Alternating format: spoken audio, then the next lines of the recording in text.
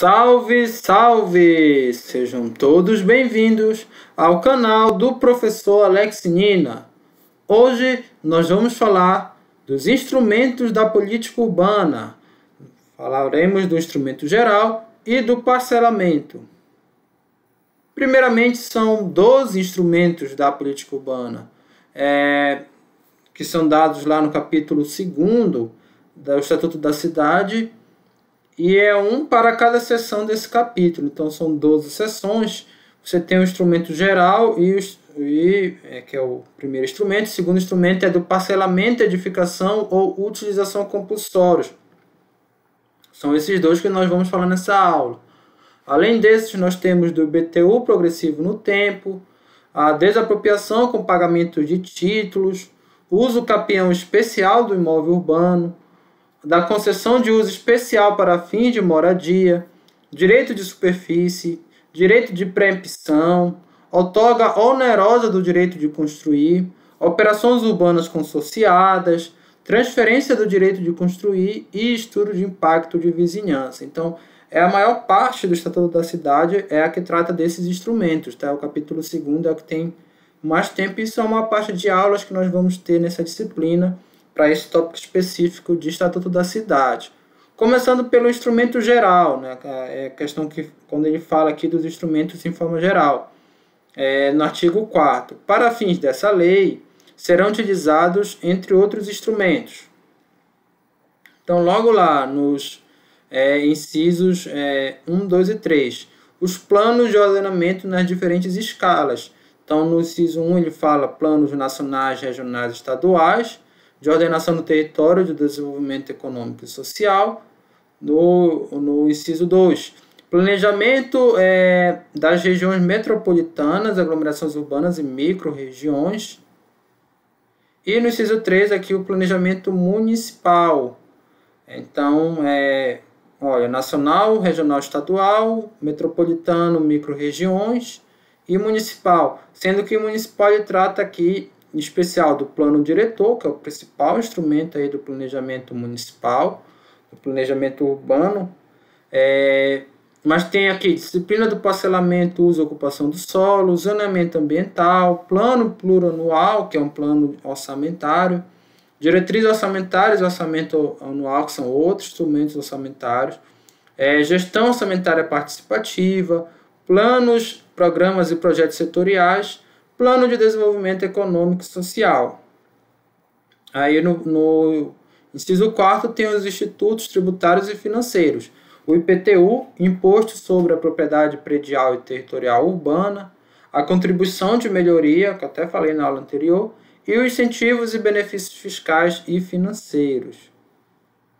Aqui no inciso 5º, institutos jurídicos e políticos, desapropriação, servidão administrativa, limitações administrativas, tombamento de imóveis ou mobiliário urbano, instituições de unidade de conservação, instituições de zonas especiais de interesse social, concessão do direito real de uso, concessão do uso especial para fins de moradia, parcelamento, edificação ou utilização compulsórios, uso capião especial de imóvel urbano e direito de superfície. Até se confundem lá com os outros instrumentos, tá? Uso capião, direito de superfície, parcelamento, direito de preempção, que é uma preferência do poder público para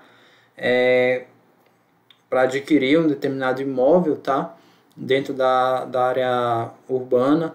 Outorga onerosa do direito de construir, de alteração de uso, transferência do direito de construir, operações urbanas consorciadas, regularização fundiária, assistência técnica e jurídica gratuita para a comunidade e grupos sociais menos favorecidos. Então, novamente, assim, essa questão da vulnerabilidade social.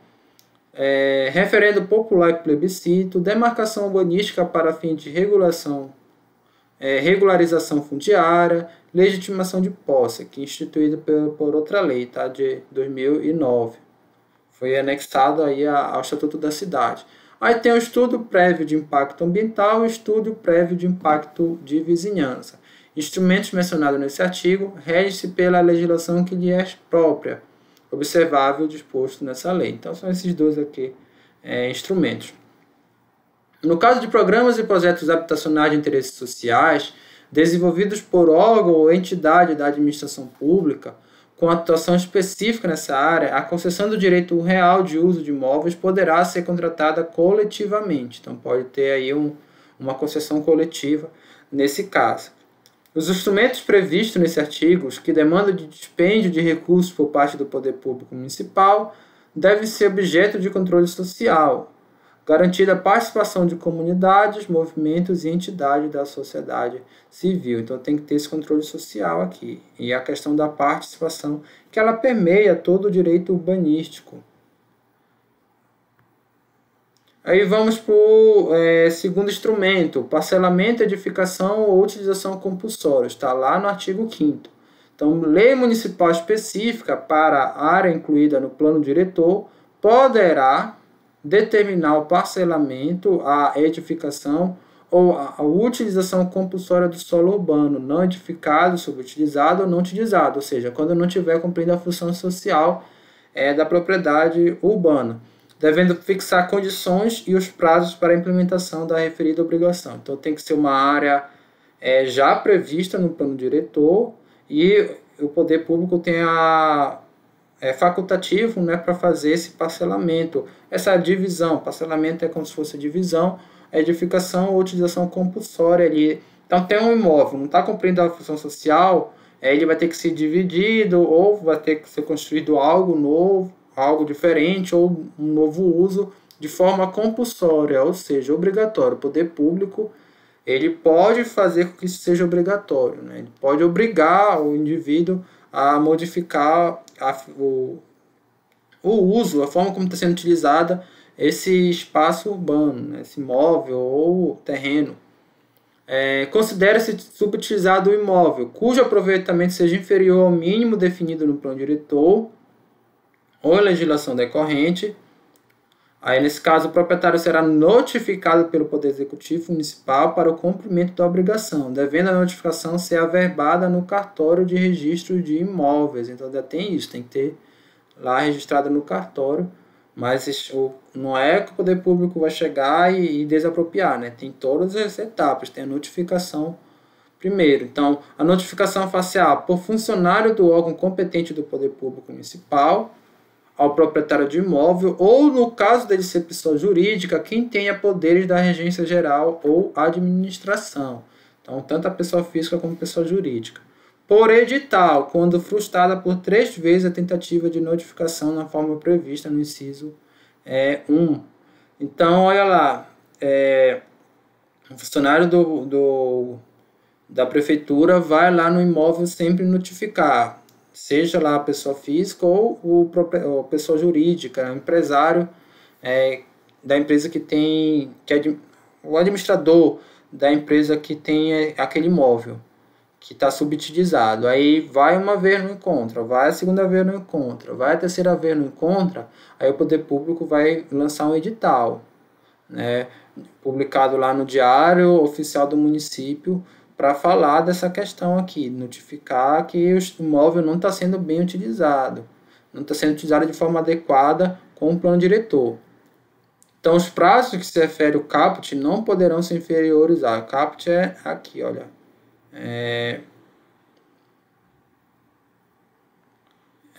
Essa é a notificação, tá? Aqui.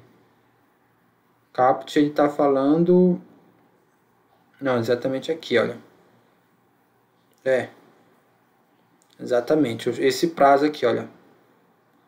Então, esse prazo, o caput vem do artigo, não do inciso, nem muito menos do parágrafo, né? Esse aqui é um parágrafo.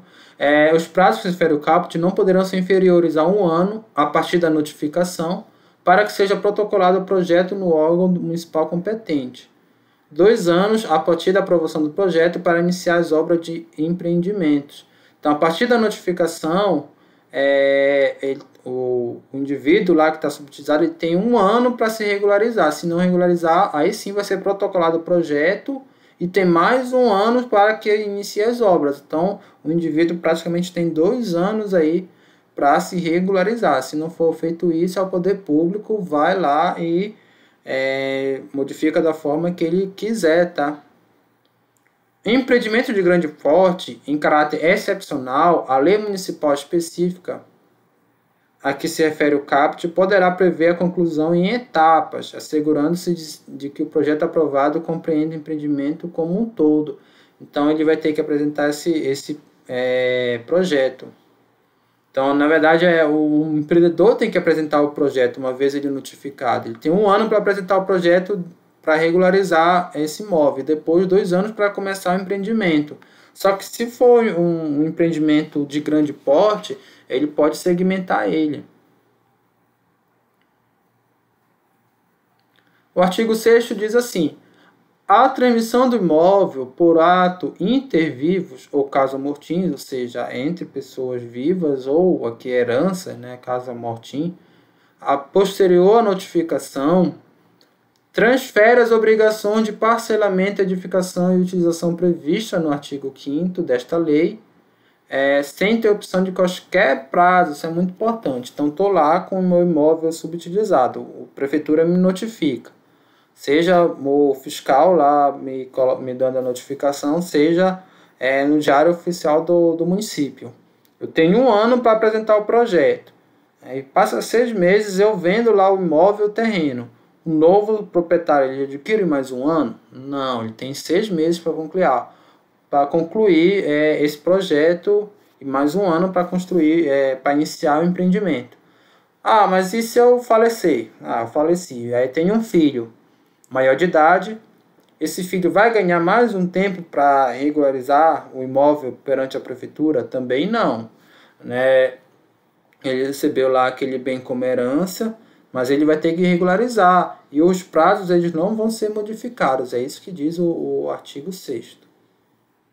Então aqui são as principais referências dessa aula, tá? O próprio Estatuto da Cidade aqui, no site do Planalto, e o Duarte.